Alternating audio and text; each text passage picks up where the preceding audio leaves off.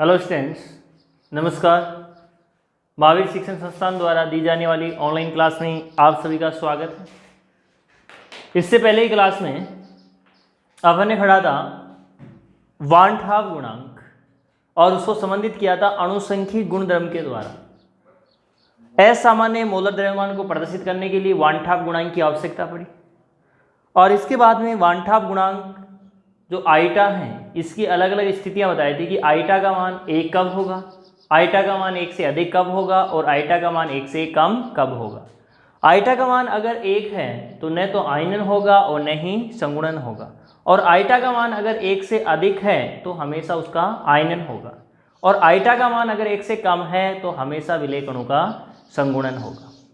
ठीक है, 1 से अधिक है तो आयनन और 1 से कम है तो संगुणन।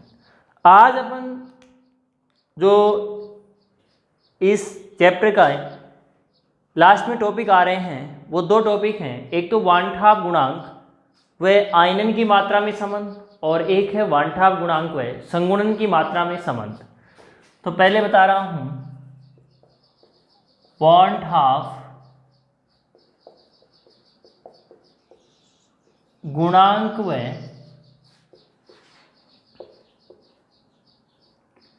आयनन की मात्रा में संबंध।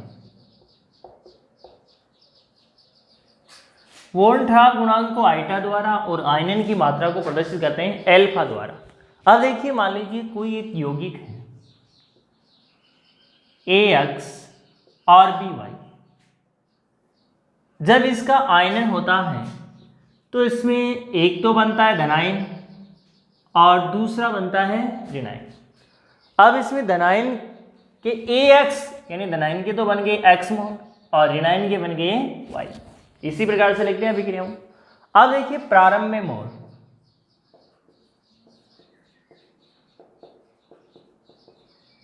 प्रारंभ में इससे पहले कुछ नहीं लिखा हुआ, इसका मतलब इसके मोल कितने हैं? 1 मोल।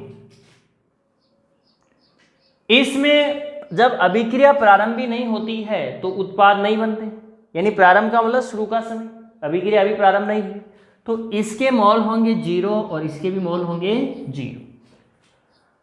अब देखिए आगे साम्यावस्था पर मोल।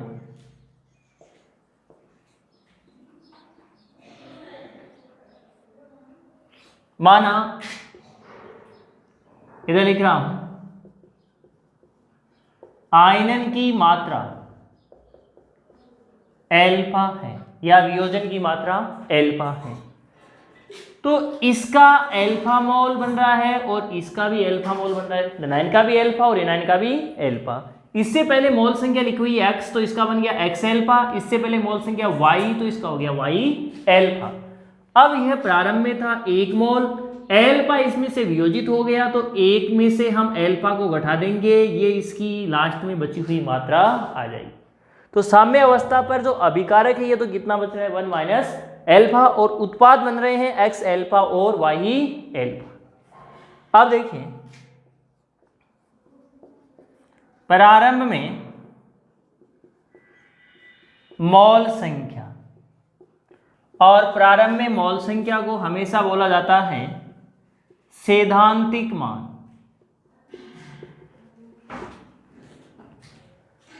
और जो प्रारंभ में मोल संख्या कितनी है इसकी 1, ये हमने ली है 1। आगे देखिए साम्यावस्था पर मोल, और साम्यावस्था पर मोल को बोलते हैं प्रेक्षित मान। और साम्यावस्था पर देखिए ये है सभी साम्यावस्था पर मोल, इनको जोड़ देंगे तो ये हो जाएगा 1 minus alpha plus x alpha plus y alpha. Clear यहां तक? अब देखिए आईटा यानी वान हाफ गुणांक। आईटा क्या है? वान हाफ गुणांक। आईटा बराबर होता है प्रेक्षित मान अपॉन सैद्धांतिक मान। तो देखिए आईटा बराबर प्रेक्षित मान है 1 minus alpha plus X alpha plus Y alpha और सैद्धांतिक मान कितना है 1।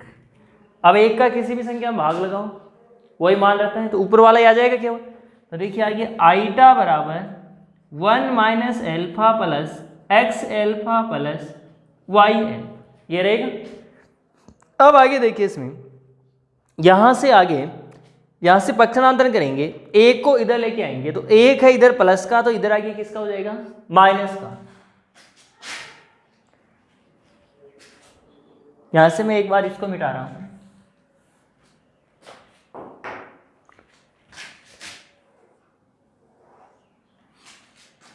तो देखिए आईटा माइनस 1 बराबर, अब इसमें यहां है माइनस एल्फा, ठीक है, और आगे दोनों प्लस वाले हैं, तो प्लस वाले को पहले ले लेते हैं और माइनस वाले को बाद में। तो यहां पे देखिए हो जाएगा X alpha plus Y alpha minus alpha. Clear. अब इधर देखिए इसमें क्या कॉमन है एल्फा, तो देखिए आईटा माइनस 1 बराबर एल्फा, यहां तो क्या बच गया एक्स प्लस वाई और एल्फा में एल्फा का भाग दिया कितना आया 1। क्लियर। आगे देखिए हमें निकालना है एल्फा, तो एल्फा को यहां रखेंगे तो x प्लस वाई माइनस 1 का इसमें क्या हो जाएगा भाग लग जाएगा। तो देखिए एल्फा बराबर eta minus 1 upon x plus y minus 1। अब यहां एक फॉर्मूला तो ये हो गया, x तो क्या है देखिए ये रहा x धनायन की मोल संख्या, ठीक है, x बराबर धनायन के मोल या मोल संख्या, y है ऋणायन के मोल, ठीक है, एल्फा है आयनन की मात्रा और आईटा है वांट हाफ गुणांक, सब इकाइयां आ गई। अब इसमें देखिए माना कुल मोल n, ठीक है, आता है x प्लस वाई बराबर क्या मान सकते हैं n, कुल मोल यानी धनायन के मोल और ऋणायन के मोल कुल मोल हो गए, इसको मान लिया हमने n। तो देखिए आगे आता है फॉर्मूला, देखिए एल्फा बराबर आईटा माइनस 1 और x प्लस वाई के स्थान पे हो जाएगा n माइनस 1। ये आ गया हमारे पास में लास्ट फार्मूला जो याद रखना है आपको। तो एल्फा तो होगी आयनन की मात्रा और आईटा हो गया वांट हाफ गुणांक, ये हो गया दोनों में आपस में समान। देख लीजिए एक बार फिर से,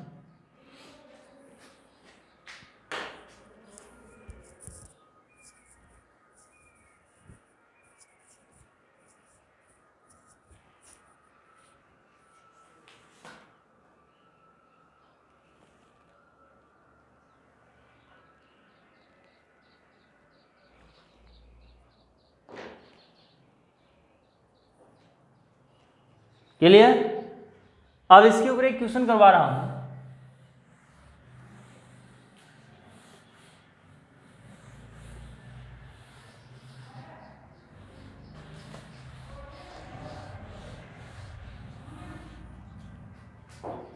देखिए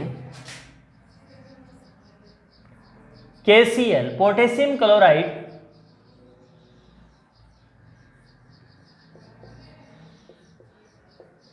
जलीय विलयन में 83% वियोजित होता है।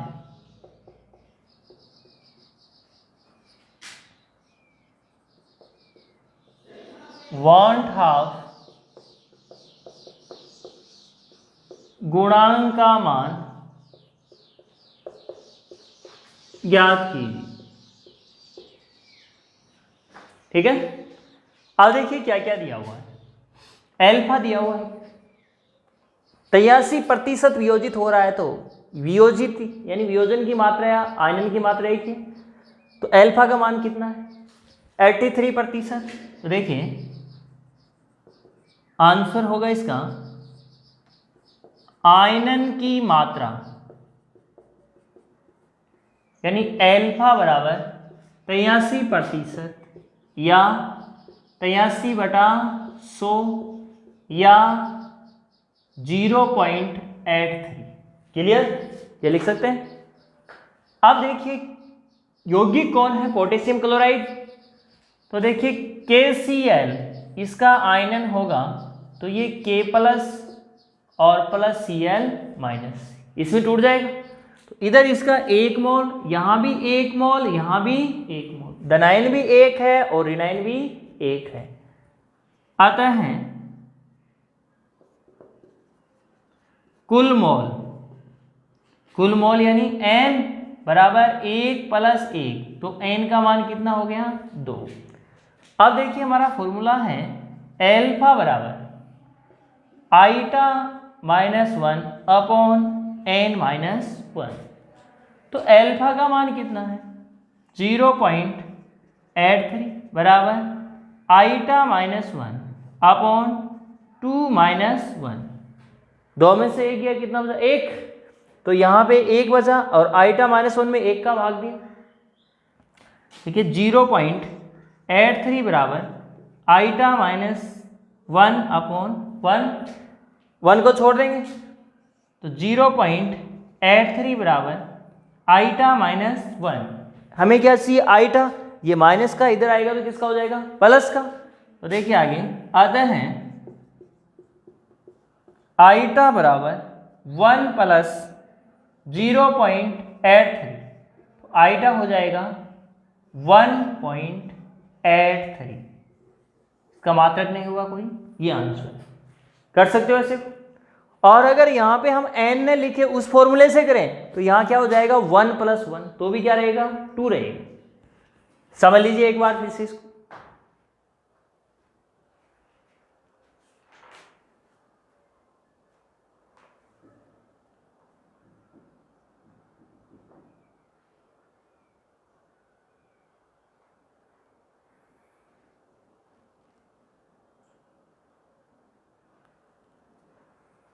क्लियर?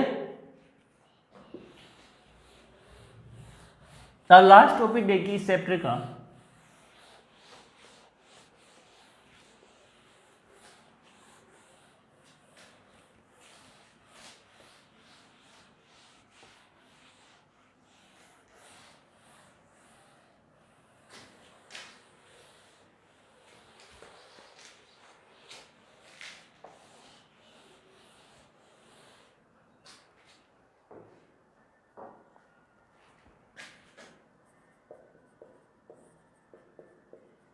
वॉन्ट हाफ गुणांक व संगुणन की मात्रा में संबंध। असामान्य मोलर द्रव्य ने 2 पढ़े थे, एक तो वियोजन और दूसरा संगुणन। तो ये पहला संबंध तो वांठाप गुणांक है, आयनन या वियोजन ही बता दिया। अब अगला है वांठाप गुणांक व संगुणन की मात्रा में संबंध। संगुणन का मतलब कण जुड़ के बड़े कण का निर्माण करेंगे। ठीक है, मान लीजिए किसी विलायक के अंदर कोई विलेय कण है, वो घुल रहा है और घुलकर वो आपस में जुड़ के किसी बड़े मॉलिक्यूल का निर्माण करते हैं। तो हमने माना जैसे कोई Na कोई यौगिक है और ये आपस में जुड़कर An किसी बड़े मॉलिक्यूल का निर्माण कर रहे हैं। ठीक है, अब देखिए प्रारंभ में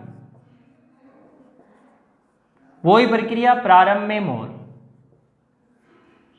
प्रारंभ में जो इसका मोल है इसको हम मान रहे हैं 1, ठीक है, और इसका मोल मान रहे हैं 0। ठीक है, यानी इसके 1 मोल और इसके, यानी अभिक्रिया प्रारंभ ही नहीं हुई तो कितने मोल मानेंगे? 0 मोल। उसी की तरह पहले वाले की तरह। अब देखिए साम्य अवस्था पर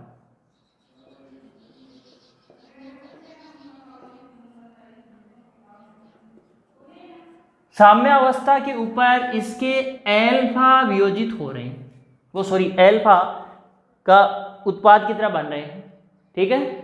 उसमें आयनन हो रहा था, यहाँ उत्पाद की तरह बन रहे हैं एल्फा, और ये बड़ा मॉलिक्यूल है तो इसको थोड़ा ध्यान में रखना, इसको लिखेंगे हम एल्फा एन, और यहाँ पे एल्फा वियोजित हो रहा था, इसको लिख दिए 1 माइनस एल्फा।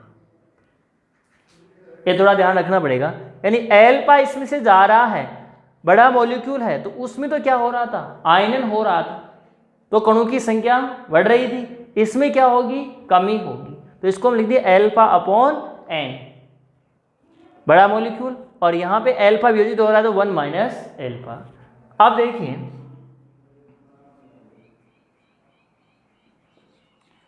प्रारंभ में कुल मोल, और इसको बोल देंगे सैद्धांतिक मान, कितने हैं, एक है।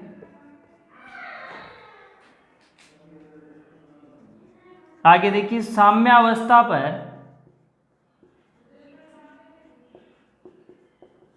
कुल मोल यानी प्रेक्षित मान, इनको जोड़ दीजिए 1 minus alpha plus alpha upon N. अब देखिए वांछा गुणांक आईटा बराबर क्या होता है, आईटा यहाँ पे एल्फा मानेंगे संगुणन की मात्रा, वहां पे एल्फा किसको मान रहे थे, वियोजन की मात्रा, और यहाँ पे एल्फा क्या है, संगुणन की मात्रा। आईटा बराबर होता है प्रेक्षित मान अपॉन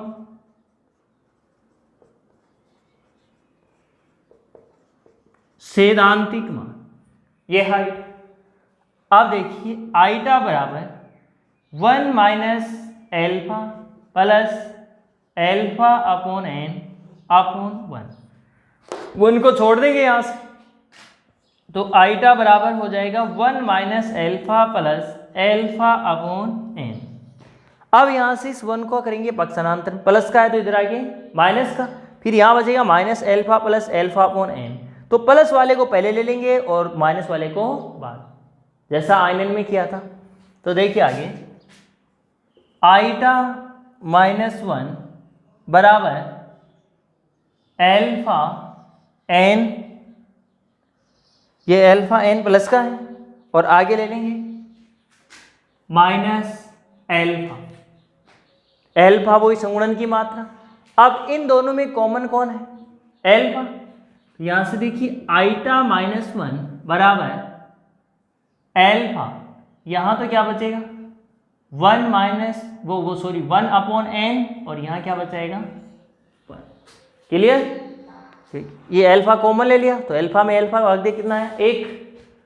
अब इसमें आगे देखिए एल्फा को हम इधर एक तरफ रखेंगे क्योंकि एल्फा संगुणन की मात्रा और आइटा में संबंध बताना है, तो ये 1 अपॉन एन -1 का इसमें क्या लग जाएगा, भाग लग जाएगा। तो देखिए आगे एल्फा बराबर आइटा -1 अपॉन 1 अपॉन एन -1। अब आगे देखिए एल्फा बराबर, इसके नीचे अपन 1 मान सकते हैं और इसका लेंगे एलसीएम, ठीक है। तो ये हो जाएगा आइटा -1 अपॉन, इसका एलसीएम ले लिया हमने एन, तो एन में एन का भाग लगाया कितना आया 1, तो ये हो गया 1। इसके नीचे अपन ने 1 माना तो 1 में एन का भाग कितना आया एन, एन को 1 से इंटू किया तो कितना रह जाएगा एन, तो ये हो गया 1 माइनस एन। क्लियर। अब यहाँ ये एन जो नीचे भाग में है ये कहाँ जाएगा ऊपर, तो ये हो जाएगा एल्फा बराबर आइटा -1, और ये ऊपर जाएगा तो इसको कोष्टक में पहले लिख देंगे एन, ठीक है, अपॉन नीचे क्या रह जाएगा 1 माइनस एन। अब यहां कौन क्या है एल्फा, ये तो है संगुणन की मात्रा,